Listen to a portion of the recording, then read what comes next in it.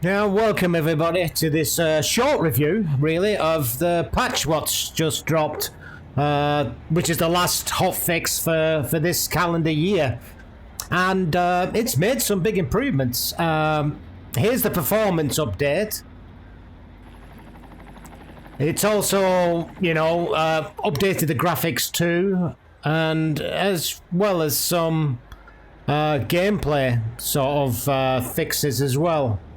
I mean, I've only flicked these up quickly, and the graphics ones, you can see, I'll put them up right now.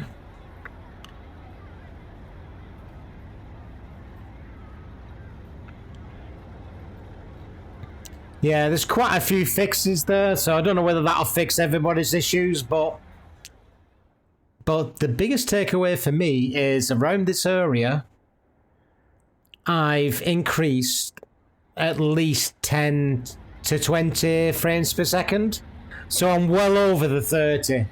In this area here, I'll be struggling around the 30s.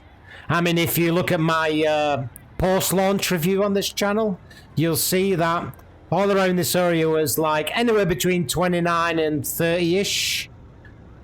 And then as you went out, it went back to the 40s. But this is sticking. If you see on the top right-hand corner there, it's bouncing around a little bit, but it's not going below 30, I've noticed. And it's sticking in the 40s in general. And also, little added bonus, they added 2 new maps as well. Now, these maps are both here, which is the Coral Riches and the Sunshine Peninsula. So, the Coral Riches is basically a test map they built for themselves. It's pretty flat, huge buildable area, lots of resources. And the Sunshine one was one basically not as flat, but it's supposed to be sunny all the time. So let's take a look at the first one. So yep, it's pretty flat.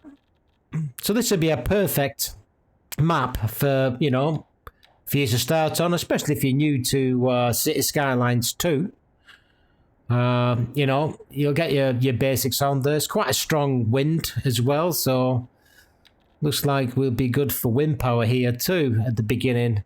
Like you say, putting the contour lines on, there's a little bit of, contour lines, but like I said, there's no huge hills. It's quite a large area.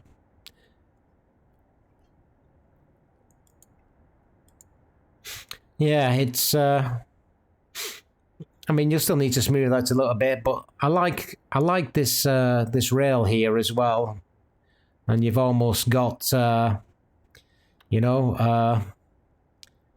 service yard there, sort of ready and waiting for you. It's a bit far out, I suppose, but still, it looks pretty good. You go across, you get the coast as well. I like where they've kept the coast inside this time. A lot of the beginner maps, or the baseline maps, I should say, they did a lot of odd decisions when it come to cutting the map up. So I didn't like some of them, but this one seems to be, very, very clear, concise, and it's not cutting anything off dodgy. You've got your standard sort of intersections here. But to be honest, let's face it, with the road tools, you can easily do that yourself. There's really no issue to them. Road tools are brilliant in this game. So yeah, I think this is a good map to start with. I think it's a good map to, especially for a beginning map. Nothing else much to say about it. A good start. Pretty close to rail as well. And your rail's connected to two sides of the map. Yep. All good. Let's take a look at the other one, the Sunshine map. So the Sunshine map is similar. It's a bit smaller, but obviously it's not as flat. And mainly, there's no rain and no snow. And snow is a pain because I've been on the Highlands, and that is a bit of a pain. So here we've got... It's reasonably flat still. There's some sort of depth to it, but What I do like about this map, though, is kept all the islands inside your buildable area. Again, this was one of my complaints with some of the baseline maps. They just did some odd cuts on islands, but here in this one, they've kept up them all in, even the small ones here at the end. I think this is really a really good map, and I think this is one I'll be going to next. Nice little lake there on this raised plateau, and again, this island's perfectly encased inside your buildable area. You got your rail line more or less following your highway.